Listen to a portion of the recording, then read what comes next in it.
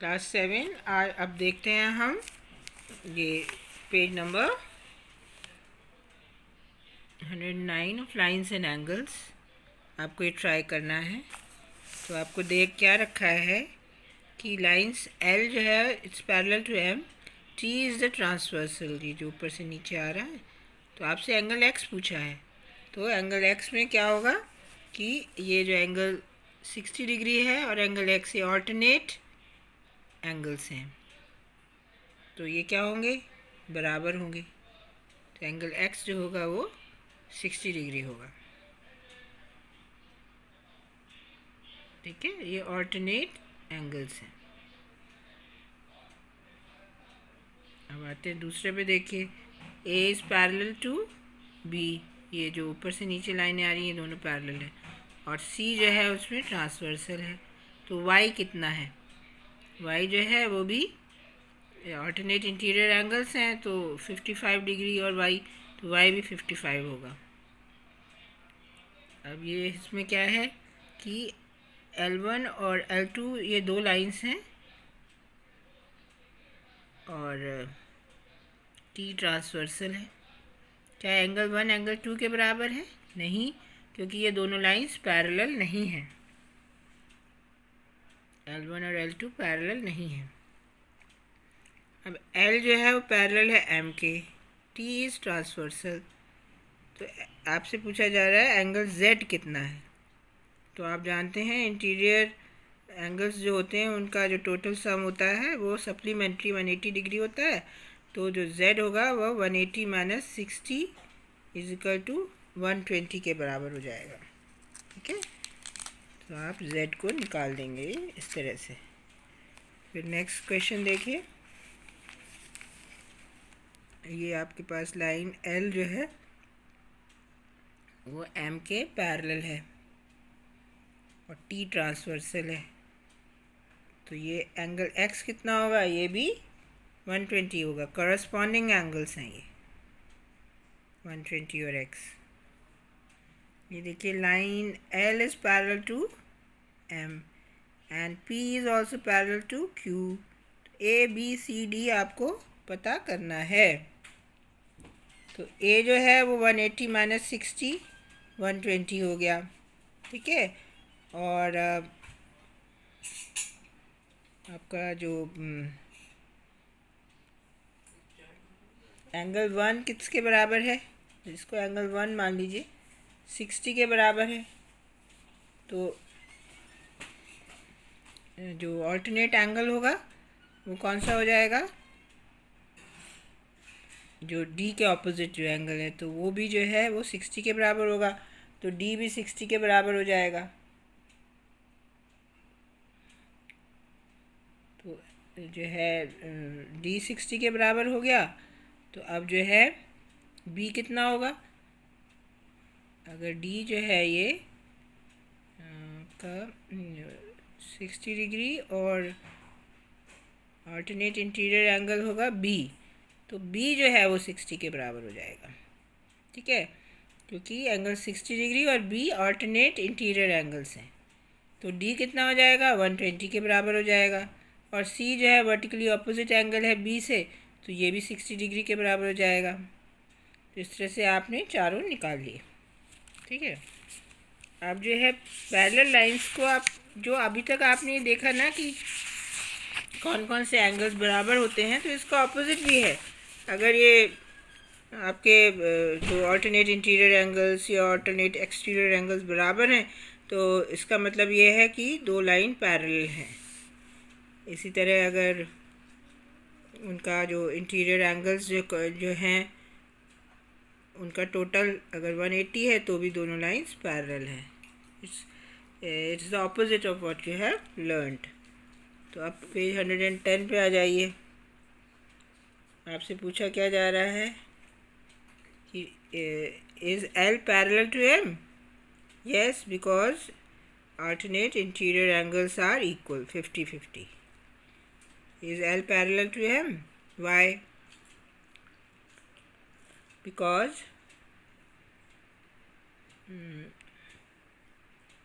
since angle one angle is actually, I have not numbered them. 130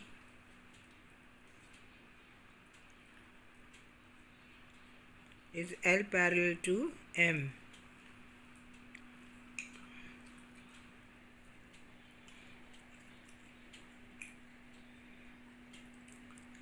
Corresponding angles कौन कौन से हैं?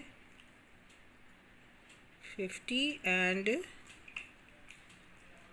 this the other one is corresponding angle is, अब ये देखिए ये लाइन है ना सीधी, एम पे जो ट्रांसवर्सल है, अगर ये 130 है तो लीनियर पेयर हो गया ना तो जो दूसरा एंगल हो जाएगा वो कितना हो जाएगा? 180 माइनस 130 इज इक्वल टू 50, और 50 ऊपर भी एंगल हैं तो ये कॉरस्पॉन्डिंग एंगल्स है, दोनों इक्वल हैं, इसलिए ये दोनों लाइंस पैरेलल हैं.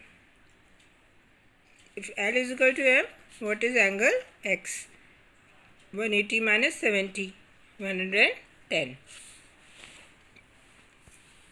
अब एक्सरसाइज 5.2 पे आ जाइए. State the property that is used in each of the following statements. If A is parallel to B, then angle 1 is equal to angle 5. तो ये क्या क्या है? ये corresponding angles हैं तो they are equal. Angle 4 is equal to 6. अगर दोनों angle 4 और 6 बराबर हैं तो A is parallel to B, because 4 and 6 are alternate interior angles which are equal. And angle 4 plus angle 5 is equal to 150 degree. Yes, because they are you can say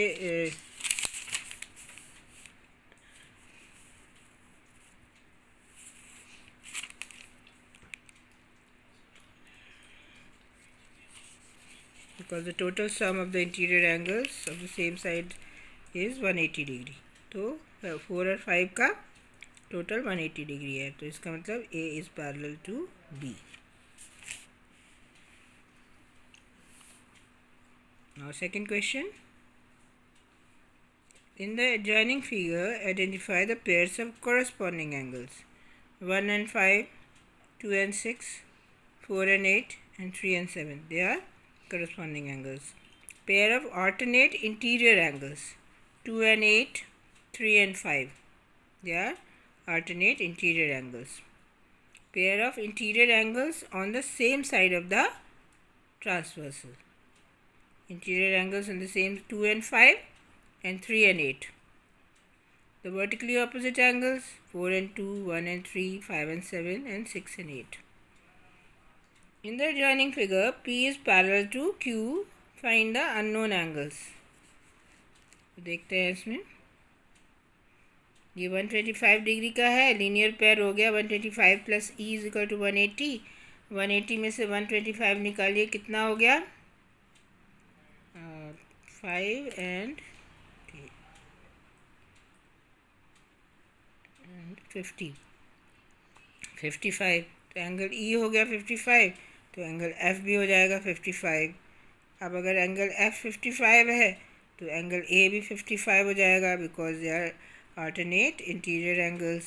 उसके बाद C जो है वो भी 55 हो जाएगा. अब बचा D, तो 155 55 minus 180 minus 55 is equal to 125. तो D भी 125 हो गया और B भी 125 हो गया. तो इस तरह आपने इसको कर लिया.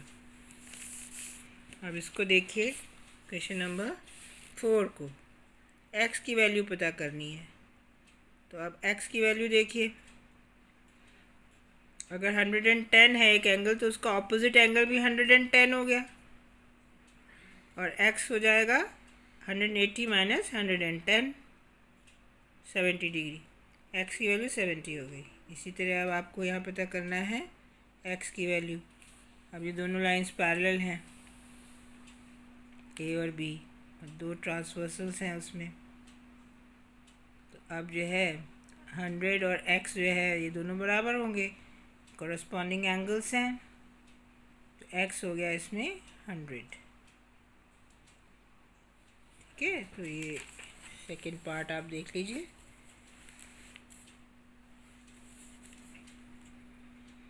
x की वैल्यू कितनी होगा? ये हो जाएगी क्वेश्चन नंबर कौन सा है ये? Question number 4। यहाँ पे 100 और x, राइट, थर्ड वाला पार्ट है ये। तो x की वैल्यू हो गई 100। 5 देखिए, in the given figure the arms of the two angles are parallel.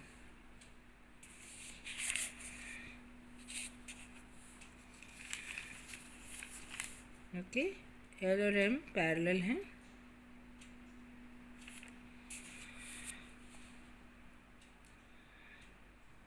इस फिगर में यहाँ A और D पॉइंट्स हैं, ये दोनों पैरेलल हैं। अगर angle A B C 70 degree है तो डी ओ सी कितना है? डी ओ सी, तो ये दोनों पैरेलल हैं। बी सी जो है वो ट्रांसवर्सल है, तो एंगल बी जो 70 डिग्री है तो डी ओ सी भी 70 डिग्री होगा। They are corresponding angles. And D E F कितना होगा? D E F, D E F, अब ये जो है डी ई एफ, ये भी अब ये ऊपर वाला 70 डिग्री है तो एंगल ई भी जो है 70 डिग्री ही होगा। ये भी करस्पॉन्डिंग एंगल्स हो जाएंगे, राइट। तो ये क्वेश्चन हो गया आपका क्वेश्चन नंबर 6।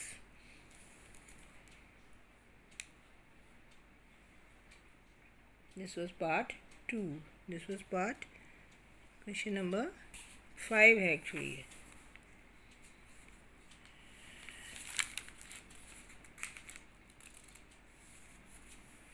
अब आते हैं हम क्वेश्चन नंबर 6 पे।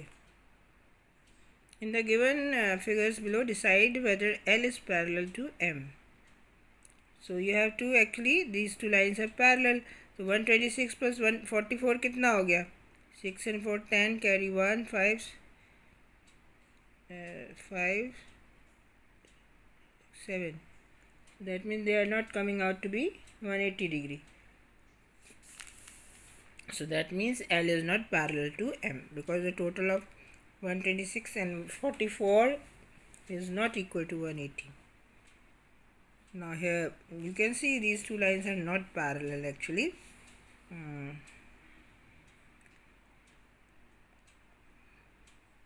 Because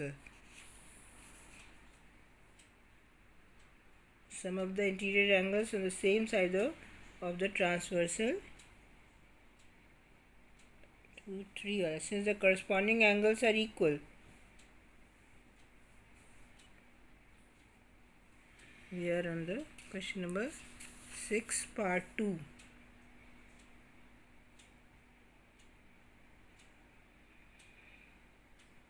So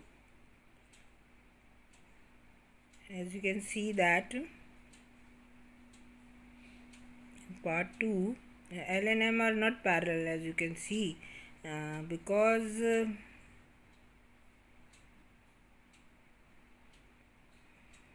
the one is an exterior angle, another is interior angle, and they are both equal. But in the case of parallel lines, the alternate interior angles are equal. Here an exterior angle and an interior angle are equal, so you can say L is not parallel to M. And besides, the 180 minus 75 is equal to how much? 105. And here also the opposite angle, this adjacent angle to 75 is 105, and the other side of the parallel line, the 75 adjacent angle, that is also 105. 105 plus 105 is not 180. So here also you can say that L is not parallel to M. Now here L and M are parallel to each other or not, and this is exterior angle 57. So the other angle would be 180 minus 57, perhaps it's 123. So 123, 123 they are both equal, so they are alternate interior angles. Therefore, L is parallel to M. Here, as you can see that the angle which is adjacent to 98 will be 180 minus 72, and the sum total of this angle plus 98 will not come out to be 120. So therefore, L is not parallel to M. So this we have finished this exercise of yours. Please do it.